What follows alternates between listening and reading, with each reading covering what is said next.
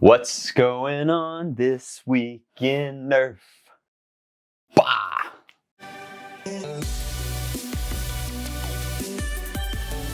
Hello and welcome again to another episode of This Week in Nerf.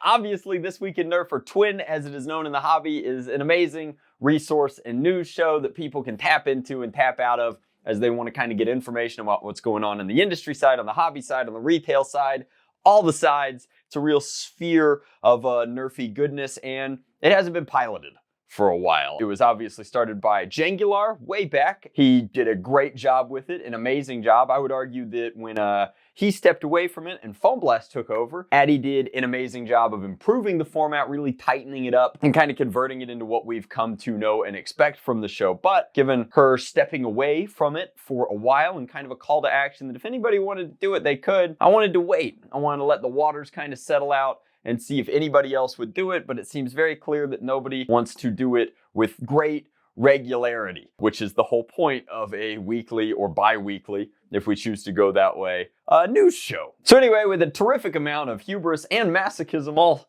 blendy pinned into one thing, I've decided to throw my hat in the ring and see if we can get even one episode in. Let's find out what's going on this week in Nerf. So what better place to start than the mothership, and we have three pieces on the agenda from old Hasbro. The first being that they've announced another one of their secret lair Nerf blasters, also known as a HasLab collab.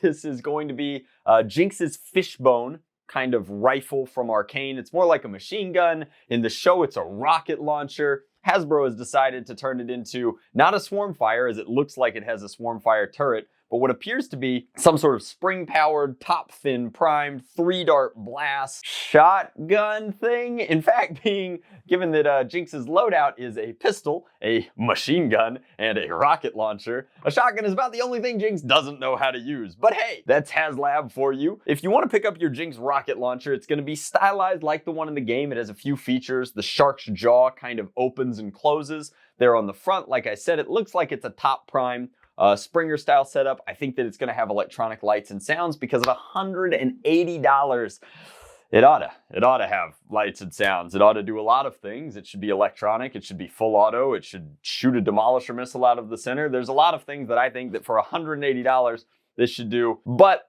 ultimately, I think that we're looking at a wall hanger, something that, you know, your average person who enjoys Arcane or is a really big League of Legends fan is going to want. I think that it's a cosplay piece for people who want to do like a very casual, very easy Jinx cosplay, but ultimately, you're getting what you paid for, which is a $180 wall hanger. If you wanted a 3-dart shotgun, there's ways to accomplish that in Nerf world for less than $30. So I guess the big hang up for a lot of people, assuming you're willing to spend $180, is that the pre-order window for this one is open right now. It closes at the end of January of next year, so it's open for about 3 months here, and then you will not be able to take delivery of the blaster until December of next year, realistically probably January of 2024, because they say that it's going to ship on December like 31st or something. So realistically expect that if you put your money down now, Hasbro's just getting an interest-free loan all the way up until a year from now. I would not expect to have this anytime soon, but hey, I also am not expecting Arcane Season 2 anytime soon,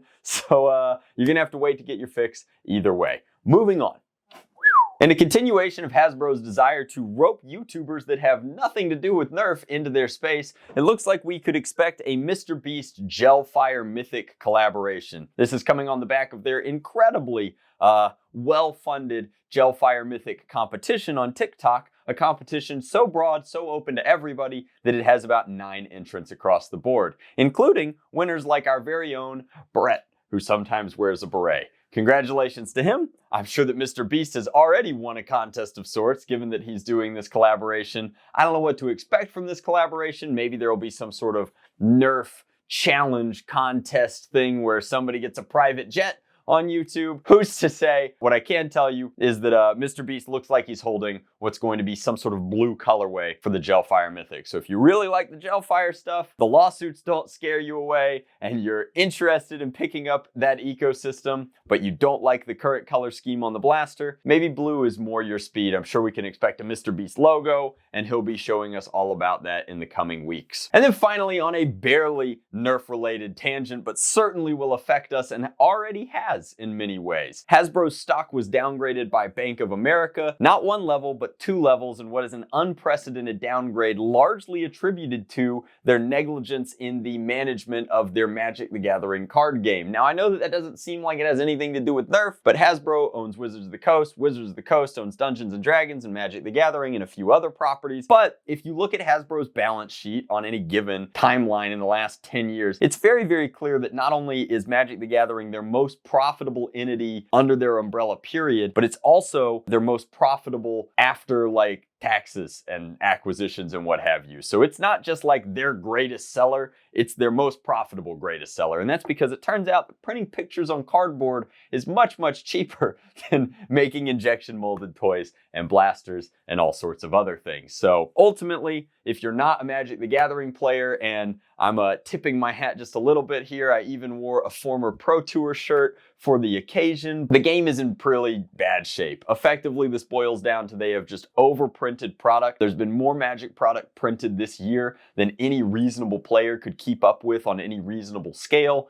So you have a lot of like product fatigue in that category. There have been a lot of things with their organized play. There's a lot going on, but this is a Nerf show and not a Magic show, so we're not going to talk about it. What we will say is that it has already begun to affect this downgrade, in addition to plummeting Hasbro's stock over 30% overnight, has obviously rattled the cage of the shareholders, and the board of directors is going to have to start making some adjustments soon, which we have already seen in the form of Hasbro cutting various Nerf workers, creators, contractors, and associates out of their budget, or downgrading them to a position of not working on projects for the future. So there are a few things that were in the pipeline for 2 years from now that who knows if we'll ever see at this point, but hopefully Hasbro is able to kind of course correct, get things back on track, please their shareholders, and start making truly great toys and games again. Although, wishful thinking aside, their chief financial officer, bearing this news, did just resign, and in her resignation stated that her replacement is going to have a focus on creating new digital content strategies, which means Hasbro really thinks that they're about to become a digital media company. Good luck! In hobby-adjacent news, the Dart Zone sponsored tournament, the kind of DZP mini series over in Singapore, just finished, with 3 teams taking cash prizes, including the first place finish by Yaki, the second place finish by Niku, and the third place finish by... almost got me. Not going to pronounce that team name, but congratulations to all 9 winners. This was, of course, a 3v3 tournament on account of the Singaporean player base being far more condensed, a little smaller. In an effort to foster greater competition, you need more teams, less players per team leads you to having an actual circuit. Again, my most sincere congratulations to the winner of these teams. I hope to do battle with you guys very, very soon in the coming year on some sort of visit to Singapore personally. Keeping the hobby/injection molded blendy pin news train going, we have Phantom Tech, a brand new company entering the market, featuring their blaster, which they are calling the Kirin, or the Kirin. I'm not 100% sure how it's pronounced, but it seems to be a very clear and faithful rendition of Heath and Shellington's Renfield kind of pump action, shell-fed, magazine-fed, very interesting rifle style blaster. I think that it's a very exciting 3D printed blaster, and while it was originally designed for 3D printing, I know that Heath and Shellington have been working on getting it draft ready so that it could be a part of this injection molded product release.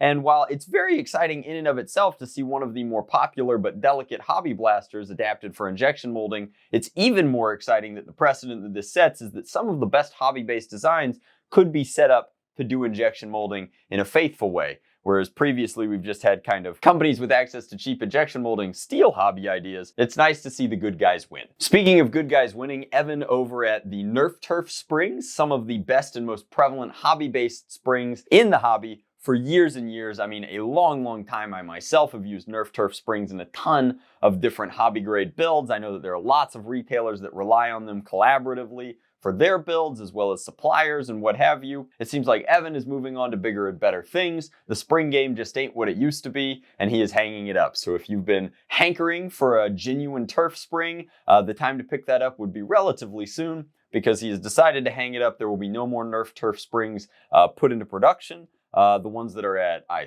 assume, suppliers and retailers will dry up over the next couple of months. And then from there, other springs will have to kind of take up the banner of specialty, hobby-based, specific fit for blaster spring design. But huge congratulations go out to Evan for everything that he's accomplished. A personal thank you for all of the events that he sponsored along the way, and I wish you all the best in whatever your next hobby-based chapter is. Finally, congratulations goes out to Fanpatchtick for a successful launch of their Etsy store, and a huge thank you for sending over some sample patches for me to take a look at and show off. My personal favorites so far include this F Demolisher missile in the styling of the Nerf F. That one's pretty good. We've got a Nerf herder patch. We've got a It's Dangerous to Go Alone Take This patch in the form of a strife, but nothing comes quite as close to being as good as the classic. And I really hope this isn't a direct quote from me, but if it is, you signed a waiver. You know, in a hobby-based sport that's growing really fast,